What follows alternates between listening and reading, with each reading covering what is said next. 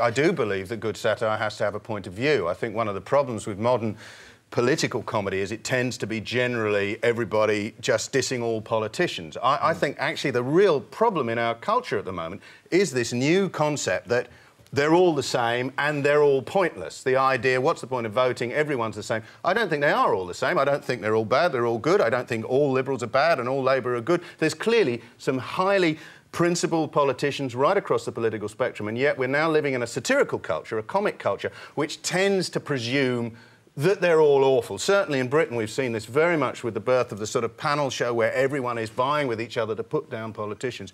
And I actually think if we go very much further, we're going to get the politicians we deserve if we constantly traduce them. And I mean, we've had a, you know, fairly nice heated, but we've stuck to issues, we've talked about what people are actually saying. And one thing I don't agree with is that the democratic process is broken, that all politicians are the same. I think we need to listen, we need to have a debate, and we need to take our choice. And I think satire can play a role in that, but the satirist has to state where they stand. I think satire without principle is a very toothless animal indeed, and I think that is something that's been growing in comedy with the general hating culture, the general sneering, you know, hate, hate, hate. And I think it's important to, you know, say what you think, and then if you can do a good joke about it, great.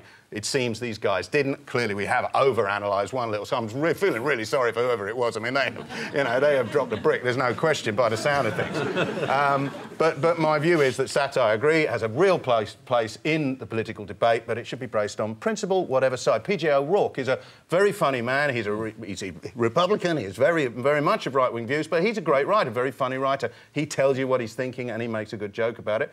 I like to think I try and do that sometimes when I'm trying in the same game, but I believe you should speak from principle, as we are all doing tonight.